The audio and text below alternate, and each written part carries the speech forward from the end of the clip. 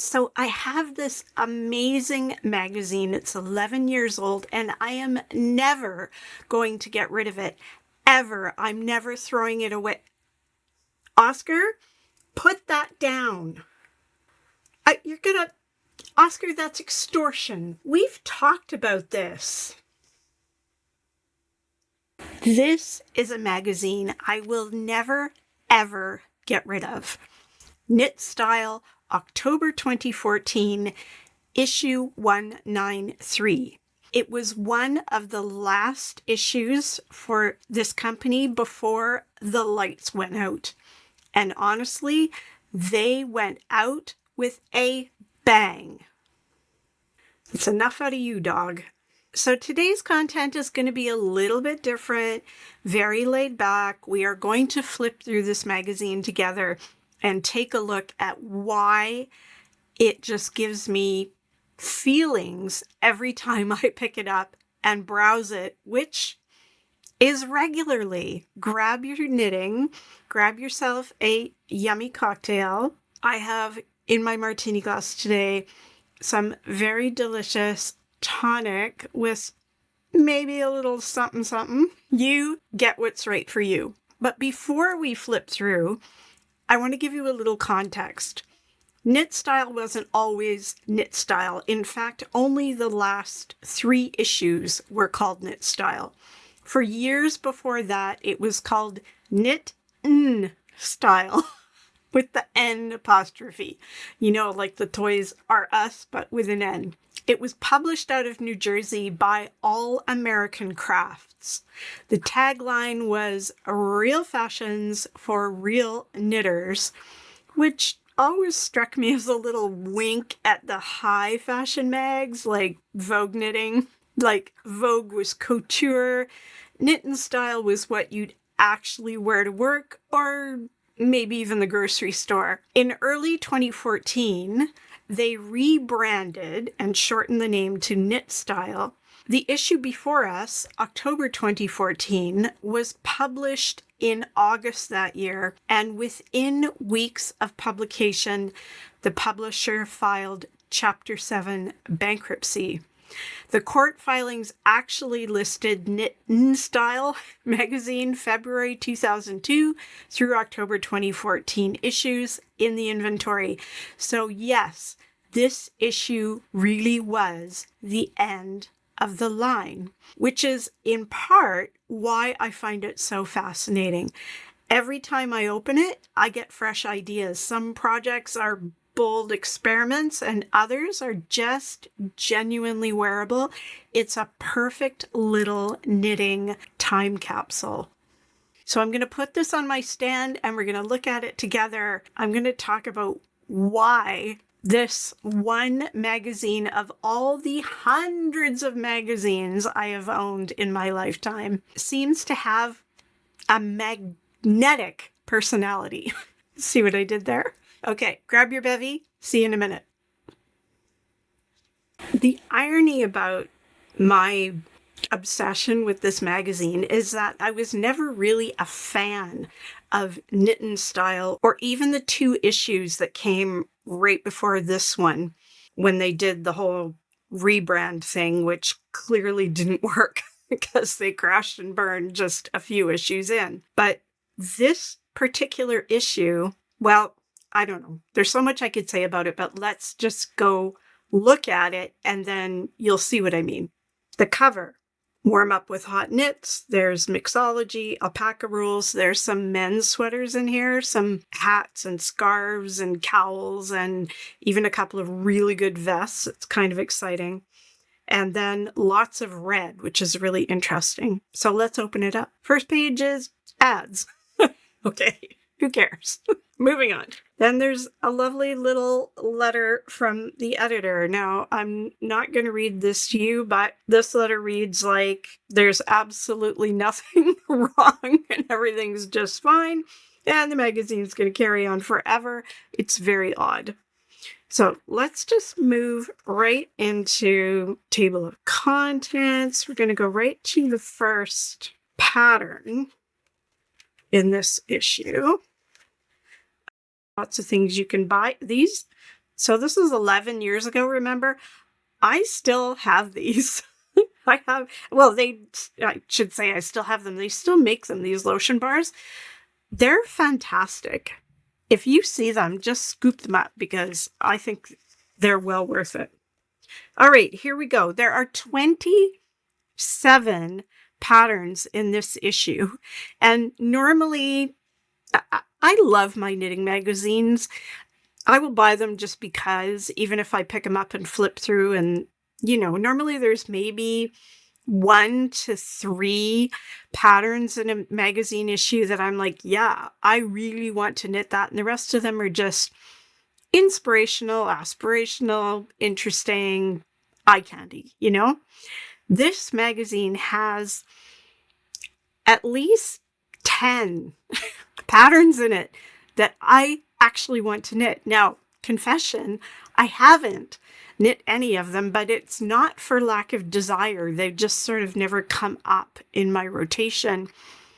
But, I'll get there because the more I look at this, the more these things are so cool. So the first 2 right here are something that they're designed by Melissa Liebman, and I could see from all the previous issues, even when it was knit and style, that this was something Melissa did probably in every issue, and it was design a garment that could be knit and crocheted. So very similar aesthetic for both knit and crochet, which I think is really cool. So these are both tunics with mock turtlenecks on them in sort of a little almost herringbone kind of check. Really cool concept. And Melissa Liebman does that. I don't know anybody else who does, quite frankly. Go check her out if you're not familiar with her. She's got a huge catalog of designs, I think 1,400 plus designs over her career. Quite amazing. This is just what do you call it? An iPad case cover book thing? I don't know. Oh yeah. So I think down here, it's an iPad case. Not super inspiring, very boring colors, but there you have it. There is an article about textile fusion. This guy down here, this is so cool. I'll take a picture of this and put it up big on the screen because I love this mixed media, thread, fabric, textile type stuff. I just think it's fabulous. My friend Janice can do this, and she does amazing things. If you're watching, hi Janice. The article about mixed media stuff.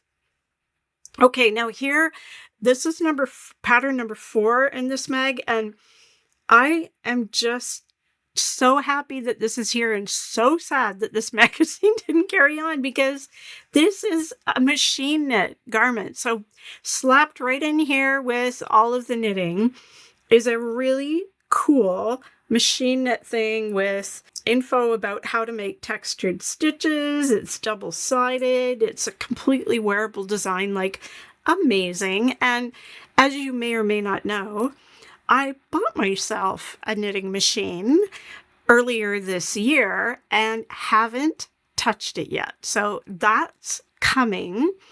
I am finding a way very soon to free up my day job schedule so that I have more time for content and playing with things like my knitting machine. So that's coming. Woohoo! Very interesting, this magazine, Crochet 123, I don't know anything about it. I'm sure it is also defunct because I've never seen it. If I'm wrong, let me know. Crocheters, if you're out there, talk to me about Crochet 123. And if you remember it and if it still exists, let us all know down in the comment section. Here is more information about machine knitting. Very interesting stuff. Here is a handy dandy article on mattress stitch, so sewing up your garments, how to do it in stockinette, in ribbing, in garter. Just comprehensive. Look at how great these photos are. Those are fantastic tutorial photographs. Very impressive. Big page telling you to subscribe to a magazine that will never publish again. But, I guess that's how it goes. This one is by Laura Bryant. You might be familiar with her. She does a lot of work for Prism Yarns. In fact, she's its owner, so she designs for them. And very into interesting color combinations. Not always my taste, but I am appreciative of her work. So this is not one of the patterns I would knit. However, it's an interesting study in adding all of these outlines and the different textures and the coloration. In my personal opinion, this one is just a little too much. It could have been edited back a smidge, maybe fewer of these contrast turquoise lines, nothing contrasty on the cuff, and I probably would have appreciated this a bit more. It just looks a bit crafty for my taste, if you know what I mean. Next up, number 6 is this very knittable, very wearable, very giftable slip stitch cowl. I like the design. I like the way it hangs loose, sits over the shoulders, creates a cowl. It just looks really easy to knit and entertaining. It's got a little contrast border at the bottom. Very nice, simple design. This sweater, I should mention, when you see this sticker, I have put a sticker on the pages where I found the pattern on Ravelry for purchase separately from the magazine, because I think you could get your hands on a back issue of this, or maybe a digital copy somewhere on the interwebs if you Google and look where you can find magazine back issues. But there are a handful of the patterns in here that the designers have reclaimed as their own property and their own design and have reposted them on Ravelry for sale. This is one of them. This designer, Laura Zucate, I'm not sure how it's pronounced, has quite a few designs in this issue, and it's clear that she also designed for several issues of Knit and Style before this one. This one is really interesting for two reasons. One is this is the wrong side of some stranded knitting where the floats are showing. I think that this became a thing right around this time. I remember going to Vogue Knitting in New York City around this time. Maybe it was a couple of years later. Maybe it was closer to 2017. I'm not sure. However, because this is 2014, I remember seeing it then. Josh Bennett was demonstrating it. He was doing a lot of this for his hand knit lines for the department stores, but Laura did it back in 2014 for this magazine. So super interesting that. And also this I-cord drawstring in the waist. This is really cool because you could pretty much add this to any stockinette knit body, or even not stockinette, like even color work or a patterned or whatever. All you need to do is pop a few eyelets in the waist area and run an I-cord through it, and you could cinch your waist up as little or as much as you like. I think this is very clever. So this is the broadband pullover. You can go check that out on Ravelry. I will have the links in the description box down below to the patterns that are available on Ravelry. And yes, Oscar, I appreciate that you could snag your claws on this. However, not without shame. And again, more on the same theme, out is in, is this neckerchief that's stranded knit and considered reversible because you could just flip it over and have the stranding as the right side on the opposite side. Not my favorite color scheme or design aesthetic, but still kind of an interesting concept, and I appreciate that they did a whole page on it with some instructions and ideas for how to use it for other items of clothing. Now, this I found fascinating. First of all, you don't see a lot of knitted skirts, and most of them I look at and go, oof, yeah, I don't think so. But this one looks exactly like something I would have worn when I was slimmer. And in fact, this kind of black on the outsides with a pattern in the middle concept is something that I used a lot in the years when I used to sew all of my own clothes, teach sewing, and do custom dressmaking and tailoring for a living. This was all back in the 1990s.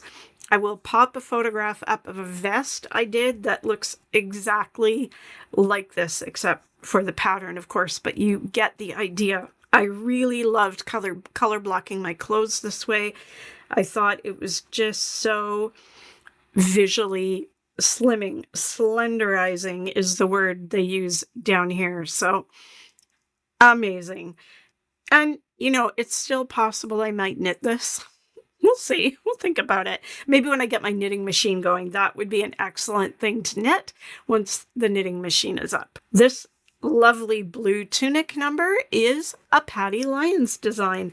This one is called the High Rise Vest. And I forgot to put a sticker on this one, but this one is available on Ravelry as an independent Patty Lyons pattern. I love her long cable in the front, that big chunky cable just in the front. Patty mostly designs her own cables. She doesn't like to use cables from Stitch dictionaries, so she likes to make up her own. So this very well may be one of her cables. It has a giant chunky fold over neckline, which easily could be modified to remove it. This could be split down the middle and turned into a V. That's one of my favorite V-neck treatments, is to split a cable in the, just like here, right? That cable coming up the middle could be split and turned into a V neckline. Super wearable. If you wanted to make this a little more modern, you're not into tunics, this could easily be a hip length or cropped sweater as well to toss over your long sleeve shirts now that we are heading into the cooler sweater weather. Here's a sticker. This one is also available on Ravelry. It is clearly knit side to side, as you can see with these stripes. I'm not a huge fan of the dolman or batwing sleeves. I know that they are very prevalent right now, but they're not my thing. And I think they've put this in here because, again, the slimming effect of the long vertical stripes. Once more, I do not love this color combination, but that's just me. And I know, the blue, definitely me. And I have been known to knit with this other color that's in there, but I don't know. There's something about the two of them together that just doesn't work for me. This guy, number 12, also available independently, another Patty Lyons sweater. I love this sweater. I keep forgetting about it every time I pick up this magazine. It's like, oh yeah, I really want to knit that. I absolutely love it. I love the little raglan into the wide neckline. I love the curved details down the front. I love the bit of detail on the sleeve. I just adore it. You can see I have dog-eared this page to remind myself that I want to knit that sweater. So I am going to, as soon as this video is over, I am going to pop that pattern into my queue and shop my stash. Go up and watch my video from a couple of weeks ago about shopping your stash. And I'll see if I can find something I've got that will work with that guy. Number 13. Now this is really interesting to me because it combines two things that I love and two things that I have done videos about, which are marling, two contrast yarns held together, and sequence knitting or texture knitting. Both of them are in here. And I also quite like the design of this. I'm not sure how I feel about these flop over front openings anymore. I used to think they were really, really great. Now they're kind of a little loosey-goosey for me, but otherwise I like the hoodie in this, and I really like this pleated back detail with the button. Again, inspirational, because you could do this on any sweater that's very oversized and loose, and you just wanted to give the back a little more shape and structure. That could be an afterthought. You just need to add that little loop somewhere and a button and cinch that up in the back. Great idea. So very interesting, and I do like these two colors together, although yellowy greens aren't something that looks particularly great on me, so I probably wouldn't go for that color combination, but I do very much like that green.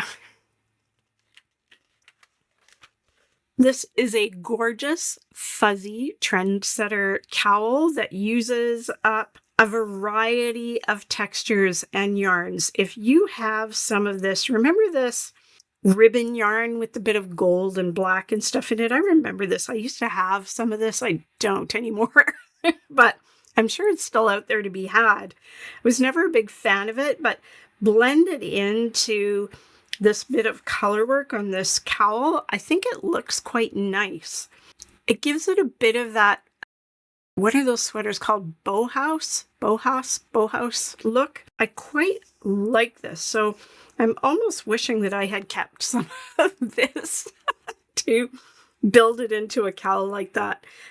Interesting concept. Now this sweater over here, number 15, this is Laura Zucchetti. I'm not sure. Anyway, this is her again. I have always loved this sweater. Again, you can see I have dog-eared this page. This one is available as an independent pattern on Ravelry. There is something so intriguing about the fine lace weight texture in behind with this heavier cellular overlap. I just want to knit it. I think I have picked yarns for this a couple of times so that I could swatch and see what it looks like, but I just never quite got it on the needles. Again, I am going to put this one in my queue as soon as this video is over, because I am so intrigued by this. I think it would make a fabulously wearable and interesting sweater for my wardrobe. It's called the Cellular Theory Sweater. So cool. This is a really interesting design. It's number 16, and even the text says, call it a vest, call it a wrap, or call it a scarf, but Embraced, designed by Gloria Tracy, is so versatile, and I have to agree with that. I really love the drama of the tie in the center and the very long drop of the scarf ends down the middle. From the back, it looks just like a sleeveless cardigan or a vest. And then from the front, you get this little cinch, you get this waist shaping. There's a V-neck, you can show off your jewelry. There's a lovely sort of shawl collar around the neck. The lace is pretty but quite simple. There's a little bit of lace edging, a bit of garter up here. So the combination of the textures, I don't know. I think I need one of these in my wardrobe. I can also picture it in white. Imagine if you were getting married, like, could be your first marriage, but say first, second, or even third marriage. If you knit this in white and wore it over a slip dress, or even a crew or linen or a pale pink or whatever you fancied, I think it would make a beautiful piece for a bride. Right? Am I wrong? I think so. I do, however, also love this deep, deep, dark red color. It's so hard to find this red, and I absolutely adore that color. You can see I had dog-eared that page as well.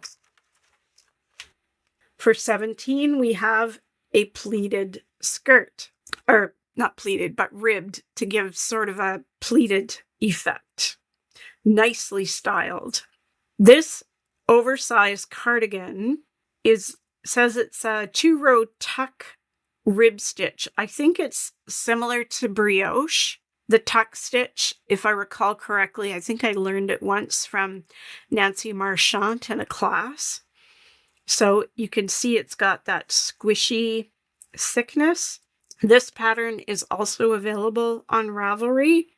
This treatment, I don't mind at all. So a big oversized body with a snugger sleeve, I think, is a nice design effect and looks pretty good on most people. 19, one of the few designs in this magazine that just doesn't inspire me. It's just really an all-over wrap in red with an all-over lace pattern. There's not much to it. However, number 20, again, we're looking at this cellular texture over a background. This is that very similar cellular stitch over top of a black background with the color blocking. So back to that nod to that color block effect that I really, really like. This one does appear to have a little bit of a dolman sleeve. I might be wrong about that. Maybe we'll take a quick peek at the schematic to see if that is in fact what it is, or if it's just showing up that way because she's holding the side of the sweater in, and it might actually look very much like what I'm wearing. A boxy shape with a slim sleeve, but because she's got her hand on her waist, it's pushing it in and making it look dolman. Am I making any sense? I feel like I'm just rambling now. Okay. And you can see I had dog-eared that page as well. This felted bag is really interesting. I quite like it. I think the shape is a little weird, but I did see a couple, and as you can see by my sticker, which is falling off, that it's available on Ravelry as a single pattern. I did see some finished projects for this on Ravelry, at least one that didn't have this weird shape. I think somebody else just knit it straight up instead of doing that strange taper, and it was beautiful. I really like the colorwork design. I think it's really hard to get that kind of detail to show up in a felted bag, so very cool. Here's an article about inspiration of Peruvian textiles. Okay, now we're getting into the boys. Cute little cap that looks to me to be seamed in the back. I haven't looked that closely at this one to see if that was seamed, but it appears seamed, or it might just be that's where the change is for knitting in the round for the color work. That's probably more likely what that is, now that I really analyze it and think about it. I love this vest. This is Mosaic, way before its time. The color combination is fantastic. I could knit this exact vest tomorrow and put it on Mr. Handsome, and he would love it. Now, he's a tiny bit older than this gorgeous Ashton Kutcher lookalike model, but still, this would look phenomenal on him. I know he would like it. You can see yet another one I had dog-eared to knit. Honestly, I don't know why I haven't knit any of these. I think it's because I didn't put them in my Ravelry queues, so they don't come up when I'm looking in my queue. I only rediscover them every time I pick up this magazine, which is a half dozen times a year. Unbelievable. Number 25, super simple. A tube. Could be a sock tube with a solid color and a very subtle Fair Isle design done in a multi or variegated or color changing yarn. Super simple, so snuggly, no right or wrong side because it's a long, long, long tube. Yep, it's going to take you a bit longer to knit. Yep, it looks like it might be in fingering weight yarn, but I'm not 100% sure. I would just knit this. I just would. Like, there's really nothing to it. There's nothing to stop anybody from just taking this idea and picking your own charts. You could pick up some of the little doodle deck charts and away you go and make your own. But I like the concept of the long tube with just the two colors of yarn. I dig it. This is another one that I think is all about the yarn and not so much about the design.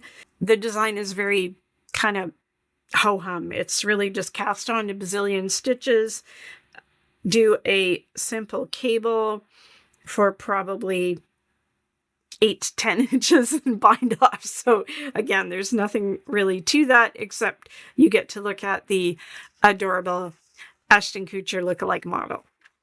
That was number 26. And number 27 is the second slip stitch vest for men in this magazine. And again, I'm not in love with the color combo they've done here. It doesn't look terrible, but I think a different color combination could elevate this a bit. Maybe two sort of earthy neutrals, like a brown and a lovely sagey green or something. Just something to make it a bit more modern for this one. But perfectly knittable, perfectly wearable. I don't love it as much as the Mosaic one, but still a very usable design. Here's the schematics for that fired up pullover. So you can see it is a very slight dolman, but not exaggerated. So I think that's a silhouette I could definitely live with. It's very close to a slim sleeve sewn on or picked up off of a boxy body. And then after all of the pattern instructions, we've got Patty's Pearls of Wisdom. These are Patty answering questions. This is years before she put out her Patty Lyons Knitting Bag of Tricks book, which if you do not own, you should. Every knitter should own it, in my opinion. It's phenomenal. So I was really tickled to see that Patty had this column in this magazine, and I suspect, like Melissa Leitman, she had this column in every single issue going back to who knows how long. So, yeah, are you getting how obsessed I am with this issue? The Ravelry index only shows about a dozen of the patterns in here, but the issue had 98 pages and 27 designs in total. It was packed. And of those 27 designs, I had flagged 13 of them that I want to knit. That is unprecedented. If you want to hunt this magazine down, keep an eye on eBay or back issue sellers. Search Knit in Style issue 193, October 2014, and Knit Style. You may need both of them to make it pop up. I'm honestly considering a follow-up video to this, digging into the evolution and eventual demise of Vogue Knitting magazine. Let me know if that's a rabbit hole you'd like me to go down. I've been thinking about that one for quite a while. And I would love to hear from you. What's the one knitting magazine issue you will never throw away? What's your favorite magazine? What are your thoughts about knitting magazines in general? Are they over for you? I know there are a lot fewer of them around these days. Let us know down in the comments. Yeah, Oscar, you're right. I will read them after I finish my drink. If you enjoyed browsing with me on this, here's the link to my video about Patricia Roberts and the pattern book from the 1990s I rediscovered and how obsessed I got with that one. I say goodbye, Oscar says goodbye, and we will see you next time for more inspiration. Bye!